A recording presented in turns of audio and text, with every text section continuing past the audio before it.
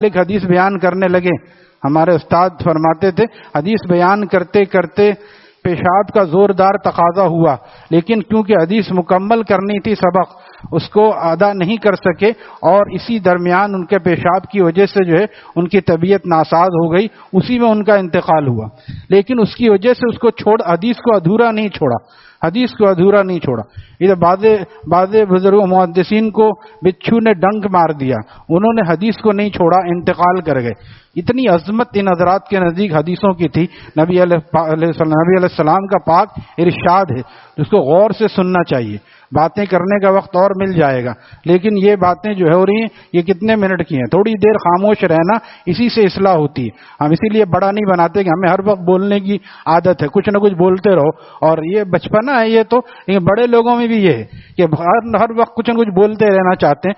خاموش رہ کے حضرت فرماتے تھے کہ اللہ تعالیٰ نے کان 2 دیے ہیں اور زبان 1 دی ہے تاکہ سنو زیادہ اور بولو کم. زبان 1 ہے، کان 2 ہے، زیادہ سنو. بچہ جب انگریز کا بچہ انگریزی سنتا ہے تو سنتے سنتے انگریزی بولتا ہے، اس کو کسی انگریزی اسکول میں داخلہ لینے کی ضرورت ہوتی، خود بخود انگریزی بولتا ہے.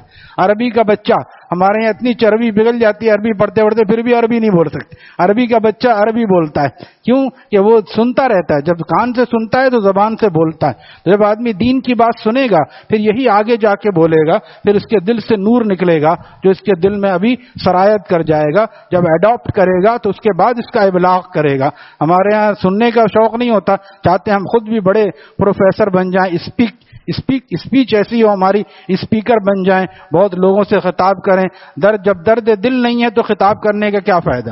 بڑے پیر صاحب شیخ عبد القادر جیلانی محبوب زبانی فرماتے ہیں اے علماء کرام، مدارس سے نکل کر براہ راست ممبر پہ نہ بیٹھو ورنہ کوئی تمہاری بات میں اثر نہیں ہوگا. پہلے کسی اللہ والے سے اپنی رگڑائی کراؤ، ان کے پاس رہ کے اللہ کی محبت حاصل کرو، اور اس کے بعد ممبر پہ بیٹھو گے تو ممبر تمہارا ممبر ہوگا. پھر تم لوگوں سے ڈرو گے نہیں، حق بات کہو گے. حق بات کوئی کسی کو اچھا لگے یا برا لگے، الحمدللہ جو حق بات کہی جاتی ہے تو چاہے وہ اس کا عمل بھی کمزور ہو وہ بھی اس کو پسند کرتا ہے کہ اس نے بات صحیح کہی ہے اگرچہ ہمارا عمل کمزور ہے. تو عمرو بن عاص رضی اللہ تعالیٰ نے نبی علیہ السلام سے پوچھا کہ کیا میں ہر بات آپ کی نہ لکھا کروں؟ کسی نے مجھے ایسا کہا ہے کہ آپ بعض دفعہ غصے میں ہوتے ہیں، بعض دفعہ مزاح فرماتے ہیں. آپ نے فرمایا لکھا کرو، خدا کی قسم اس زبان سے سوائے حق کے کچھ نہیں نکلتا. غصے میں بھی کچھ نہیں نکلتا سوائے حق کے، اور مزاح میں بھی غلط بات نہیں نکلتی، جھوٹ اور غلط بات نہیں نکل سکتی. وما ينطق عن الهوى، آپ اپنی طرف سے کچھ نہیں کہتے بلکہ جو اللہ تعالیٰ فرماتے ہیں وہی فرماتے